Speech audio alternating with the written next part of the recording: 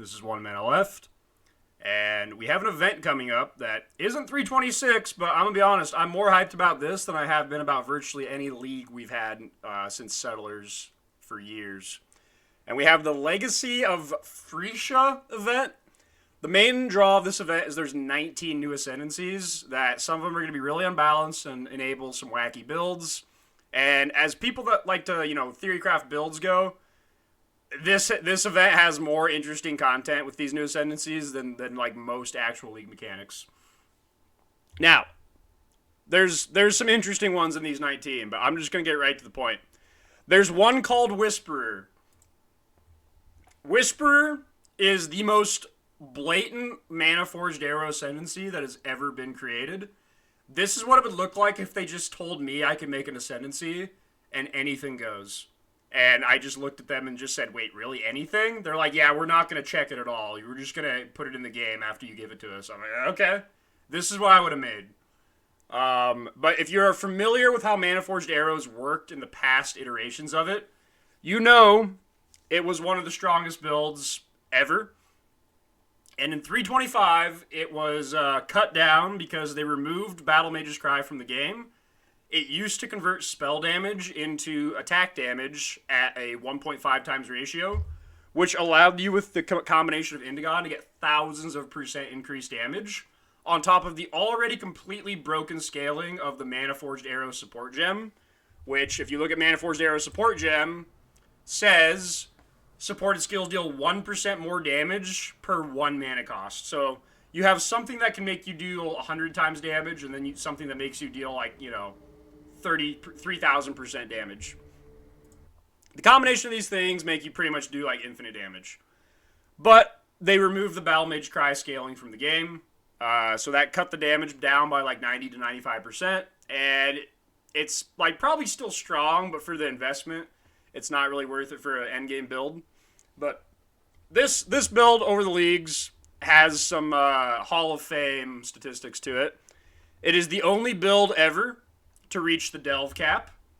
This is Shitstain Steve reaching the cap of 65,536. You fucking do. He cannot go any deeper. He's at the 16-bit cap. It's 11 times the normal delve cap. And this was with Manaforged Arrows. The build has a lot of damage. If you're not familiar with how Deep Delve works, monsters in Deep Delve get so much HP multiplier that they have 2 billion HP, which is the max HP in the game. The 32-bit integer cap can't go any higher, so they just have 2 billion HP, and it just stops going up. But this is probably the fastest a max HP monster's ever died in the game. I killed it in 0.3 seconds. Oh!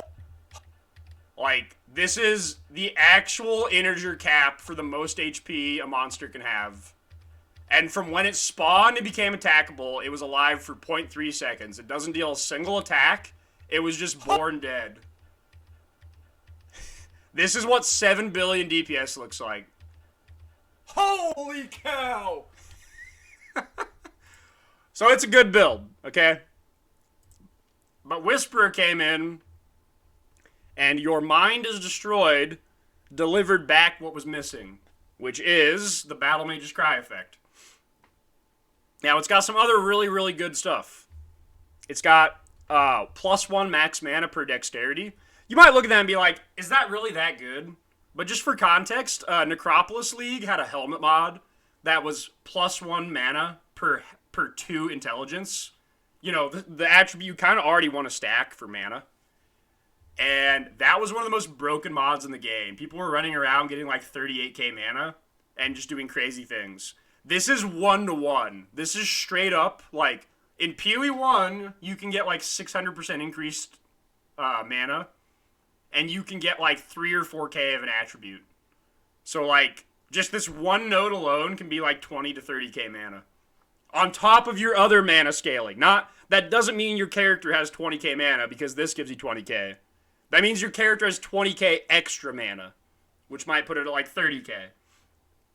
So this is just insane for scaling, especially because Manaforged Arrows, which we'll get to later, can triple dip mana. Like, a doubling of mana can result in 8 times damage. 10 times mana can be 1,000 times damage. And then this is an insanely good one, which is, we all know that attack skills deal damage, flat lightning, no range, no min-max, just average lightning damage equal to 4% of your mana, which once again, if you have 30k mana, this is 1,200 flat lightning. So, this fixes a lot of things that actually Manaforged Arrows had wrong with it. Now, a lot of people played Manaforged Arrows in Trial of the Ancestor League. That was what that league presented as like my main build. Or maybe that was Necropolis. No, that was Necropolis. Necropolis was the last time. Toto was the first time when we had Anomalous Mana Leech. And then Trial of the Ancestors was the second time I presented Manaforged as like, the go-to build. That was the league that Steve reached the Delve cap. I played at that league. I had a crazy character doing these things. That YouTube video got 100 and some thousand K views. It was like one of my like most successful builds. It's one of my favorite builds of all time. Well, that build had a couple things wrong with it that kind of pushed players away from it. This ascendancy fixes all of those things. It has 4 main things wrong with it. And this ascendancy fixes all of them. The first, got the notepad here. There is no weapon swap. The way the build used to work was you had to have Battle Mage Cry, which meant you would use Red Blade Banner and this Claw, and you would constantly have to weapon swap, use Battle Mage's Cry without Auto Exert, and manually Battle Mage's Cry and swap back. So you'd run around shooting, swap, Battle Mage's Cry with a Red Blade, and swap back. And you had to do this constantly. Despite the build being insanely powerful, understandably, this fact alone made a lot of people not want to play it. Because it's clunkiness. It made your character do 20 times as much damage. And there's even people that just played the build that just didn't use the weapon swap. They're just like, nah, it just does enough damage anyways. I'm not going to weapon swap. It's annoying. And then they only did it for, like, bosses maybe or whatever. But, like, people hated weapon swapping. It was not fun. You don't need to do that because you just have Battle Mage's Cry up at all times. This is the max 150 Warcry power Battle Mage's Cry, and it's unconditional. It's always up. So, no weapon swapping. Gone. Alright. Number 2. No core skating elixir, okay? There's a lot of people that look at Ivory Tower builds and just say, nope, not doing it. I don't want to do core skating elixir. Ivory Tower builds, if you're not familiar, use this chest piece. They got a lot of energy shield. It's good synergy with mana. But you kind of have to use a flask called the core skating elixir. It's not as bad as like the life stacker builds that have no mana. But if it's not up, you can still just randomly die if you're like bottomed out on mana from like your own attacks. And then you get hit without the flask being up. So it adds a layer of like defensive clunkiness to the build. Or you can get like flask siphonered by like an Arch Nemesis rare. Or like certain mods to like not gain flash charges. It just adds a level of clunkiness that in the past put people away. There is no core skating elixir with this setup. Because I'm actually going to be going mind over matter. Because when you're deck stacking with Shaper's Touch, you get a lot of flat life.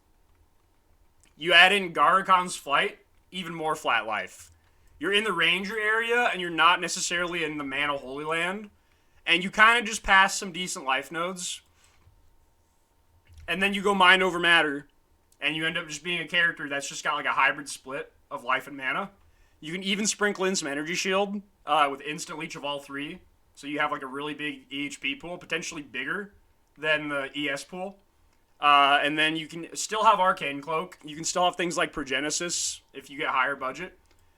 And it makes the build potentially tankier than the Hierophant with no core skating, none of the clunk, and you're bricked by less map mods, like less defense doesn't brick you, remove life on hit doesn't brick you.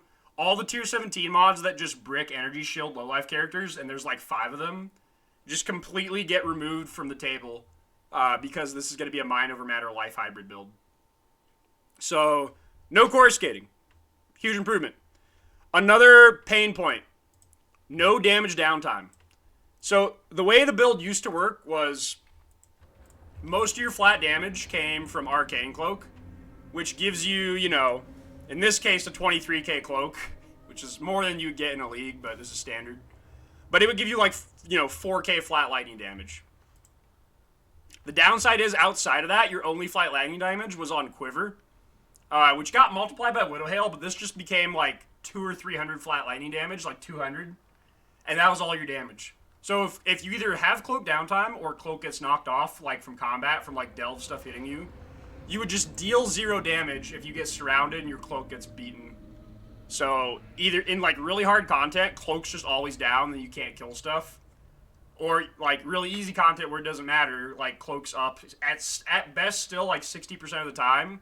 And then you feel like you do no damage during the downtime. But the huge flat damage of We All Know, giving you, like, you know, 1200, like 6 times as much as the Quiver gives, means your cloak downtime damage is going to be way, way nicer than it was before. So that's a huge quality of life. The last thing is the ramp is going to be different. But one of the biggest pain points in the last iteration of Manaforged Arrows was you needed to get to a certain amount of spend so that you could actually ramp. And this took a decent amount of gear. People needed to get to like 4 APS with Widow Hail.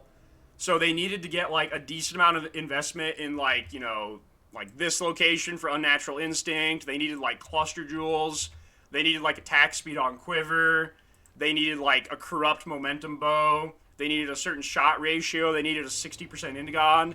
You needed to do all these things that cost money in order to get your attack speed high enough to be able to positively ramp. I'll get more into how the ramp works later, but you had this cutoff you needed to reach in gear where people who didn't have that cutoff just couldn't ramp and did 0 damage. Like, I had people link me POBs all the time where they're like, Connor, I feel like I'm doing no damage. I can't even kill this boss. What's wrong with me?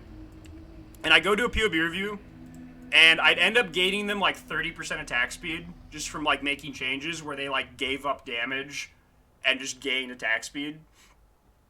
And even though on paper they were maybe doing less damage, by gaining 30% attack speed, now they had positive feedback loop on their ramp, and they ramped to infinity, and then they just went into an Uber boss and just killed it instantly.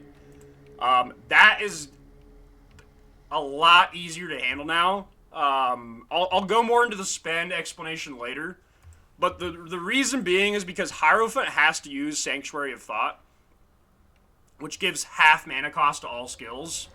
This is needed, though, because you can't just not use this as is, or you couldn't last time, because doubling your mana cost, it's a very narrow range you have to fit between.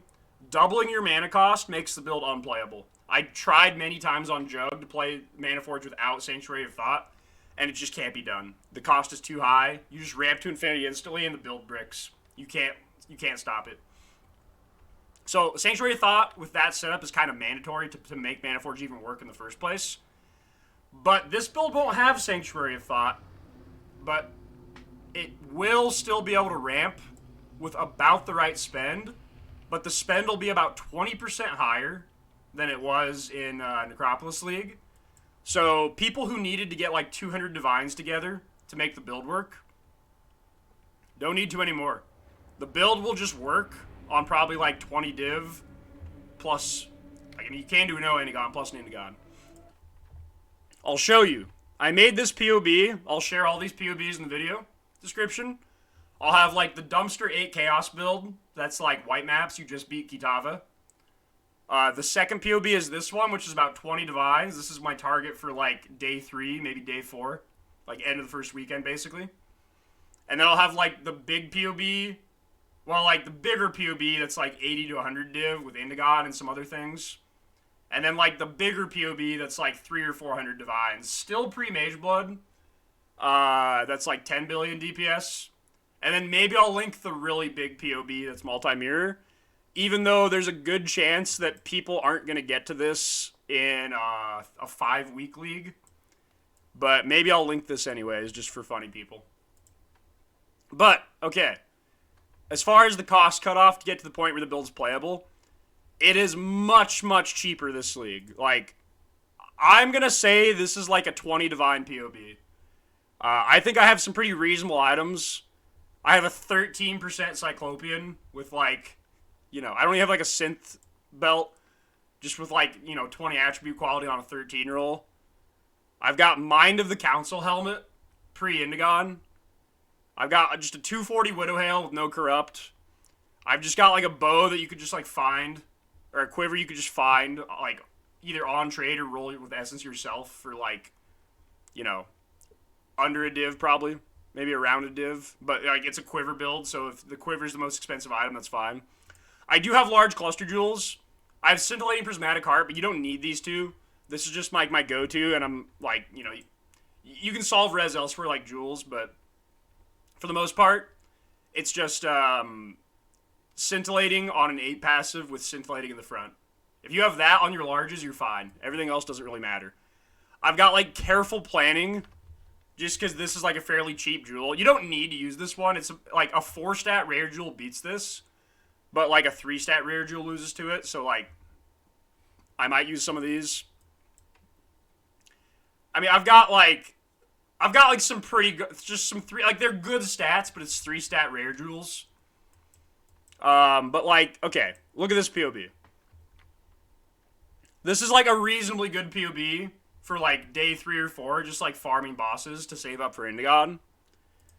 But look what happens when I put on an Indigon, okay?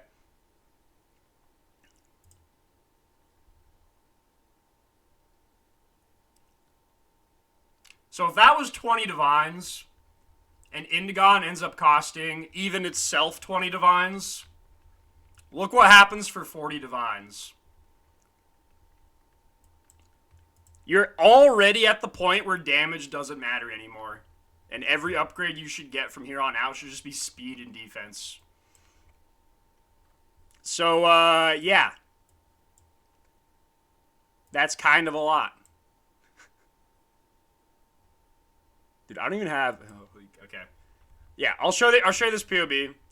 But, okay, you can scale this higher. This is like the... Probably... I call it 50 to 100. But, we'll call it 80 to 100 because I've added some items. But, like, there's a couple things that have changed since the last iteration. Which is, like, you no longer need flat lightning damage on the quiver. Because we all know gives you all your flat lightning that you'll ever need. So because your quiver gets freed up and no longer needs flat lightning, you can put some other stats on quiver that are pretty interesting. So, for example, what else could you put on quiver that makes the build just feel better? Higher quality of life. Well, somebody after I made this POB linked it to Ben. Let's see what sagely wisdom Ben has regarding this POB that someone linked him. What the fuck is this disgustingly vile dogshit quiver? Let's make something clear, right? If you have Widowhail in a POB and the quiver doesn't have move speed on it, your account should just be deleted. Alright? Come on. Alright, so calm down, Satan _. This is a Mind of the Council budget setup. I'm not going to use a Hunter Slammed item on it. Please don't delete my account. However... because we no longer need flat lightning on the quiver, if we did up the budget into the next category, which is like, you have Indigon, and now I can actually craft a quiver, move speed's actually pretty good. Because this isn't 10 move speed. This gets multiplied by Widowhail. So this character's just going to get like 35 movement speed from Widowhail. That's a pretty good mod. It's actually pretty free to roll. Because I'll go over, like, I'll just speed run the craft on this, on how you can make this quiver. And it's like an upgrade over the last version of Manaforged. So, Hunter only has 3 mods. And last time you played Manaforged, there was no Recombinators. This league will be in Settlers of the Calgary League, so we do have Recombinator. You basically just, like, alt spam and recombinate suffixes until you get, like, Dex, Arrow, and then you could Essence Strength, but I don't think you need to. You can just go attack speed. you get those 3 suffixes, and the Quiver's, like, done, except for some Bristle Matrons that cost, like, 40 chaos. Because Bristle Matron, with 3 full suffixes, guaranteed lock suffix, and early league, they're, like, 40 chaos. Then, you have a couple choices. You can do a couple life rerolls to try to get, like, you know, like a top-ish life roll. Because Quivers roll big life rolls now. Like, yeah, they roll up to 144, and this is going to be life hybrid. So, like, top 3, like a 1 in 3 life reroll. And, like, you're ready for the next step. You can Hunter Exalted Orb. Hunter only has 3 mods. 1,500 weighting. The orb's going to cost, like, 2 divines. But, like, 1,000 of the 1,500 weighting is movement speed. There's 2 rolls of it. You could settle. But, like, let's say the Hunted Exalted Orb misses. And you hit, like, Proj Pierce. Okay, you've bricked your Quiver, right? No, you haven't. Because now you have a Hunter Quiver. And, guess how many speed mods there are on Quiver prefixes? Oh, just 1. So you can go Bristle Matron and lock suffixes again. And reforge speed. And have a 50-50 at getting 10 movement speed. And then you can 50-50 remove add life, or just like slam and craft mana, and you're done. So I think reasonably for under 10 div, you can get this Quiver that just has like a permanent Quicksilver, and like all the stats you need. This is a really good Quiver. It's like 26 attack speed, with Widowhail's 91 attack speed. That's going to be pretty dang fast. 91 attack speed, 35 move speed, plus 3 arrow. And like 210 dex. And 500 life. What's 144 times 3.5? Actually over 500 life. If you have, like, obviously perfect rolls, right? But, yeah. This is like a very achievable setup, I think, for most people. You'll notice I, even from the last POB, didn't add any more damage. I just added, like, quality of life. I added move speed. I added defense. I'm no longer using mark on hit. I just decided, hey, you know what's cheap by, like, the 5th day of the league? Enfeeble Shaper's Touch. They cost, like, under a divine. And that adds defense, you know? But, okay. I've spent a lot of time going over what the changes are on the build. Maybe I even put the timestamp here and you just skipped ahead in the video. Let me go over how the build actually works, because if you've never played Manaforged before, or you have no idea how it works, here's the crash course on how it works. This is one of the most complicated builds in Path of Exile, because you have to do a lot of math on spend cost and balancing your mana spend. You kind of need to understand how that works, but if you want to, for the most part, just trust that I've done the math correctly. You can go with that. But I'll go over the basics of how it works. You can listen to this explanation. And then I'm going to dive way deeper into, like, the nitty-gritty of how the math works, and you can skip that if you don't care. But to start off, how it works. You Widowhail with a stat Quiver. You have a Manaforged Arrows 6-link. And you use a skill called Storm Rain of the Conduit. The reason this is OP is because this is one of the highest damage effectiveness gems in the game, but it's balanced around the fact that it's limited to 10 arrows. So if you have a skill that's limited by trigger time and only triggers once per second, having a skill that does insane damage, but it's limited by number of arrows, just does, like, insane damage. So this deletes everything in the game.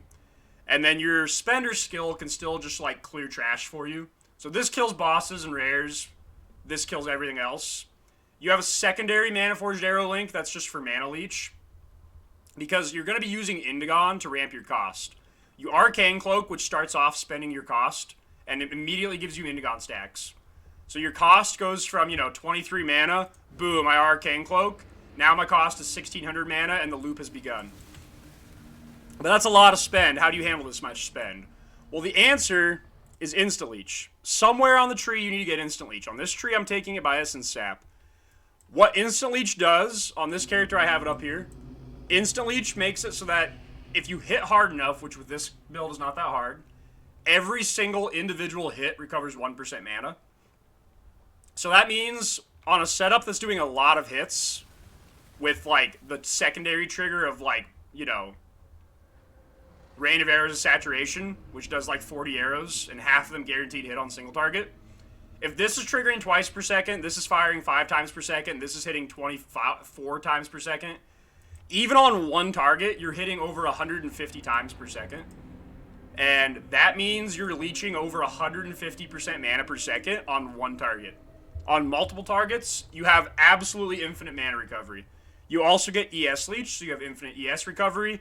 In this setup, you'll have Life Leech because I'm going to use one single Life Leech tattoo, or I'm going to take my Life nodes here, my Leech node, Instant Leech node here for Attack Leech, and I'll have all three with Instant Leech. I'll get my ES Leech from Storm Drinker with, if I do go from Energy Shield from like a Watcher's Eye mod. But you can get Instant Leech with all three, which is 1% recovery on hit, and you do hundreds of hits per second with these links. Spender, Big Nuke, Secondary Manaforge. This is all about number of hits. This is all about Storm Rain damage. This is all about clear coverage and number of hits. And there's some cost balance there. So you have pretty much infinite recovery, and you ramp with Indigon. The tricky thing is, with Indigon, you're losing stacks constantly, and you're spending mana constantly. And there's a positive feedback loop amount that you do want to be positive. But, alright, this is the part where I said it's going to get sweaty. So if you don't care past this point, you're done, alright? But if you want the nitty gritty, I'm about to go into it. So, you need to spend a certain amount of arrows in order to trigger your Manaforge for both Manaforge links. This will spend mana, this will spend mana, this will spend mana. All three of these will contribute to Indigon stacks. Indigon stacks are constantly dropping and constantly being generated by spending. If you gain stacks faster than you drop them, you have positive feedback loop and your damage will ramp. If you lose stacks faster than you drop them after you cloak, you have negative feedback loop and you will do like 0 damage and your damage will just go to 0. This is why before the build had like a cost requirement that you had to get a certain amount of attack speed to make it work. But with no Sanctuary of Thought, things are changing. So the reason you can't just go giga attack speed is because if your attack speed's too high, we'll do some MS Paint tech here. Basically, you have like cost over time, and this is like your flat line. You're gaining stacks exactly as fast as you lose them. If your attack speed is too low, you're just gonna do 0 damage. The perfect amount is like this, where you ramp over time. If you take off Sanctuary of Thought, it immediately ramps to infinity because this is an exponential loop. So even a little bit higher spend ratio makes your cost, it just bricks your build. Well, remember, this ascendancy does not have Sanctuary of Thought, so we have to get around that. But because of this trade-off I'm about to make, you have a little bit more spend than Sanctuary of Thought, but still enough to achieve, like, this amount. Before, this was, like, you know, like, under 100 div on, like, the Necropolis Manaforge. I have the wrong sign there. I'm sorry. I was someone who's supposed to be good at math. This was like the 200D plus, where you like ramp positively and go to infinity. And this is no Sanctuary of Thought. And this doesn't work. This is how it used to work, okay? But now, you can reach this point for like the cheap POB with Indigon. And you'll fix this with... Actually, both of these will use inspiration support. So, watch a comparison here. I'm going to do a Delve node. And I'm just going to do this depth 6k tier 3. Now, remember, this character is bricked right now. Because they removed Battle Mage's Cry from the game. This character used to get all of its damage from Battle Mage's Cry. It's not here anymore. So this character is missing 95+% of his damage. I've made no tweaks to try to get percent damage back elsewhere. So this character is totally 100% bricked right now. That's good because that means things are going to live for a while, so I can show you the mana loop. So watch this, okay? Let me go to the node. I should have put my phase run setup on.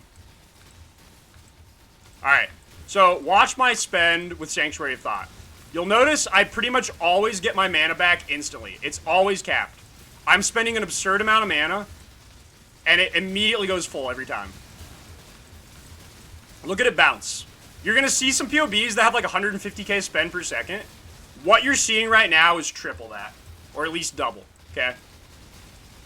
I was spending my entire mana globe like 4 times per second, so that's about 120k per second, which is about 500k per 4 seconds. So when you see the POBs that have like 60k spend, you might think like, oh, 60k spend, that's impossible. No, that's actually on the low side of things. But what happens without Sanctuary of Thought? Well, bad things happen on Hierophant, because without... Oh, I don't have enough regrets. Without the 50% less cost, you immediately ramp to infinity and brick your build. So watch this.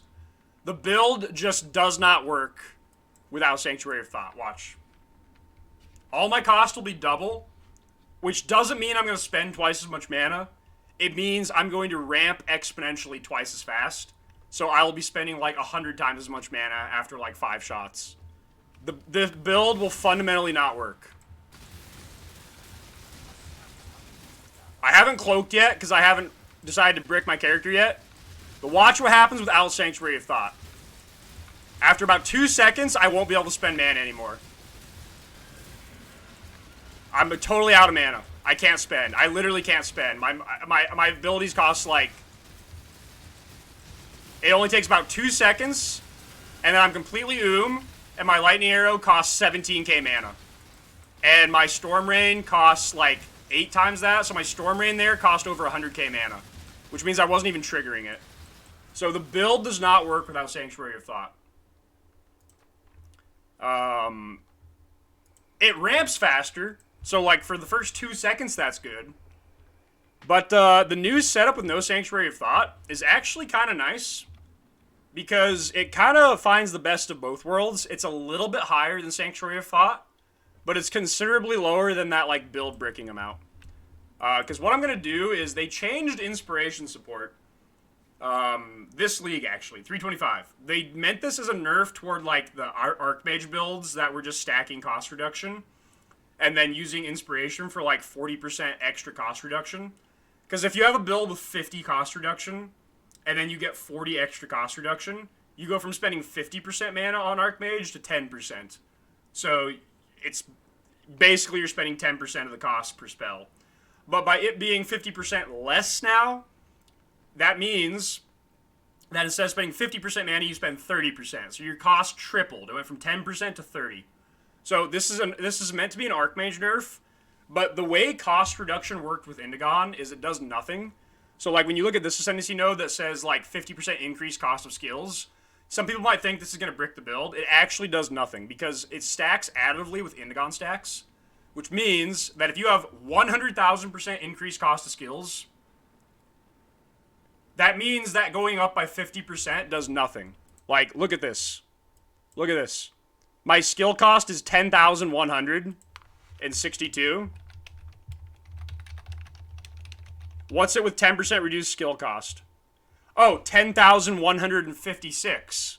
Oh, big difference, right? So increases and reductions do nothing because of Indigon, but more and less multipliers do work. So this mod is free, and the old inspiration did nothing, but the new inspiration being multiplicative kind of acts as Sanctuary of Thought. Instead of Sanctuary being 50, inspiration is 40, which is enough to fix the character and make it work again, but be a little bit higher than Sanctuary was. It's 60 instead of 50, so it's 20% more spend, which is good because you can work around that, but it means you need less gear to get the amount of ramp, so it lowers the budget requirement of the build. And it does mean you can ramp faster and just like fire less once you get to full ramp. But watch this. Let me just switch inspiration here. I'm still going to keep Sanctuary of Thought unallocated. Let's see if this is playable now with inspiration put in. This should fix everything. Okay, mostly. I'm not going to cloak yet. I'm going to wait till I get to the node. Alright, this should fix it.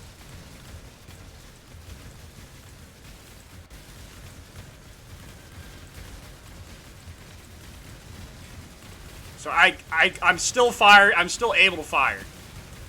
Okay, I'm like low on energy shield here. It's still higher, you can see, than it was with Sanctuary. I stalled out there for a second. But like, this is playable with some attack speed tweaking. This character has like multi-mirror attack speed too. So So it's meant to have a certain amount. You can also just lower your Indigon percentage.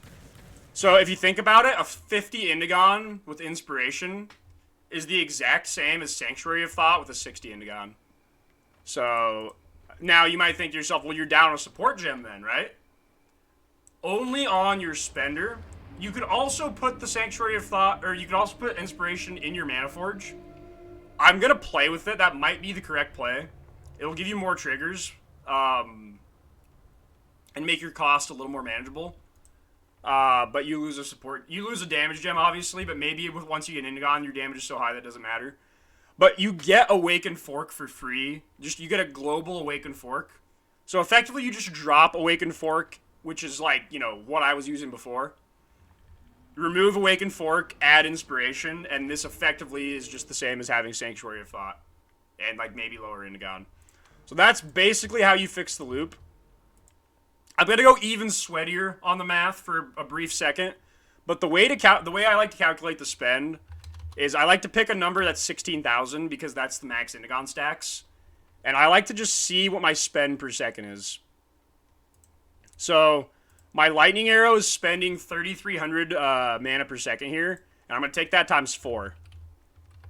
This means in order to keep the same amount of Indigon stacks, I need to be spending 16k mana per second. But I'm spending 13.5k with my spender. That's good, because if that was already higher than 16k, that'd be concerning.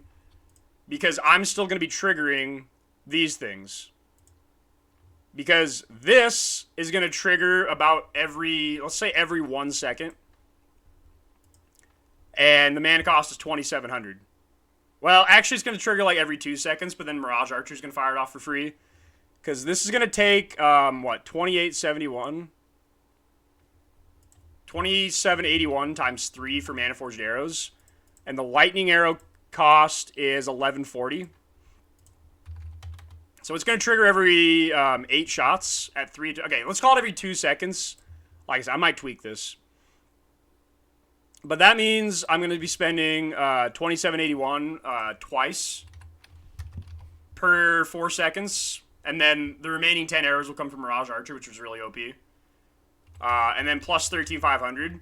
That means I have 24k spend. So actually, I'm over. Which you want to be over. You want to be above 16k here. You want to probably be around 25k. And then I have my secondary Manaforge, which I'm using Inspiration. No, I'm not using Inspiration in right now. I might use Inspiration here instead. Just to give me more hits, more triggers, more leech, and then a lower shot ratio. This one's incredibly cheap. It only costs 700 mana. So even if it only triggers like every 0.8 seconds or something, that's going to be like 5 triggers per 4 seconds times 723 plus like 24,300. So that means my total spend is like 27 or 8k, which is a good positive feedback loop, maybe a little high. But I can fix this by either just dropping a little bit of attack speed or just, like, not attacking when I'm at full ramp, You pretty much, like, you utilize the fact that you have a high positive feedback loop to full ramp within, like, a couple 2 or 3 seconds. And then instead of just holding down the attack speed full, you just back off a little bit and just manually fire, like, 2/3 of the time. That's one option you have if you're doing hard enough content. But the truth is that only matters for, like, Delve. Because the truth is, any other content in the game, even like Uber bosses or like tyrannical tier 17s, are just going to die immediately before you even like ramp too high. Like, you're gonna kill the most high HP possible monster in the game before you get to a point where you can't fire Lightning Arrow anymore. So it's probably for quality of life better that it's higher, because it will ramp pretty much immediately with like no stall time. And it means if you're running around mapping, you can just like fire, run, shoot, run, shoot, run, shoot, and you'll stay at positive feedback loop. So like if you're firing half the time, that means you'll stay ramped. So for mapping, that's really good too. And then if you're actually planting your feet and full firing, anything's gonna die, any boss instantly. So that's like the kind of dirty way to do the math, is to calculate your 4-second spend cycle versus an arbitrary. I like to use 16k because that's max Indigon stacks. Arbitrary mana spend amount, and just basically see like what is your relationship between your spend over a 4-second interval at that many stacks versus the default number you put in. And my ratio is 1.74, which is a little high. I probably want to be between like 1.5 and 1.6 ideally. But this might actually play nicer once I'm used to the higher ramp. Because like 1.5 might be like 3 or 4 seconds of ramp, and this might be like 1 to 2 seconds of ramp. So it might play better after I play it for a bit. I will tweak these a little bit. I might play with using inspiration in the chest. I might play with using inspiration in the 4-link. I might play with not using inspiration in the spender. I'm not sure yet. I still have a 5-link here, but my last one might be a no multiplier. Actually, I'm not using inspiration on this. Oh. Okay. Well, if I use inspiration then, that probably fixes it, actually. That probably actually brings it down to like 23k. Yeah, so I mean that puts it at 9,800 instead of 13.5k. Yeah, okay. You have this tool that wasn't there before.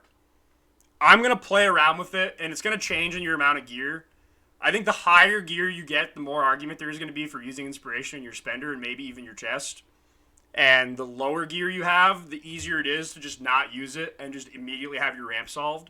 So you at least have that tool to play with, and it's just kind of a dependent on your level of gear sort of thing.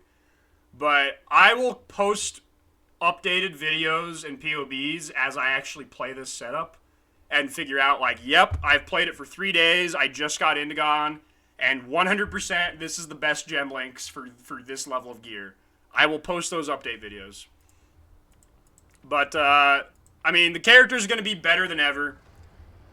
It was already stupid strong, but it was clunky. Pretty much all the clunkiness is removed. It's going to have higher move speed. It's going to have no downtime, no weapon swap, no coruscating. It's going to just, like, full screen clear maps. It's a bow guy. You're a bow character. You can blow up 2 screens with 1 map. Like, I can just plug a map here and map really fast. Like, this is going to be not just the strongest version of Manaforged ever. It's going to be, like, you know, it's going to be the highest quality of life version of Manaforged ever. Like, you just, like, mapping's going to look like this. You're just going to run, have move speed. Oh, I still don't have Sanctuary of Thought on. Alright, that's fine. And you're just a bow guy. You just run and shoot. Everyone knows how to run and shoot. Like, this is really good mapping gameplay. You can tweak it to your liking. If all you care about is speed, there's things you can do to drop tankiness and damage and get a lot more speed. You have all these tools, potentially, to tweak it to your custom liking. But this is going to be the best version of Manaforged Arrows that's ever existed. This Ascendancy Whisperer is completely broken for it. And I'm going to put out a Zenith video as well that I think will also be insanely strong with Ancestral Commander. It'll be way tankier than Jug and a little bit lower damage. I'll be putting out that video probably tomorrow. But of the 2 builds, I think they're both amongst like the strongest builds ever. But I'm going to choose to play Manaforge because, like, Zenith will probably exist next league still, albeit nerfed. This might be a one-time thing to play Manaforge again, so I'm picking Manaforge. I'll see you guys for the launch on Thursday.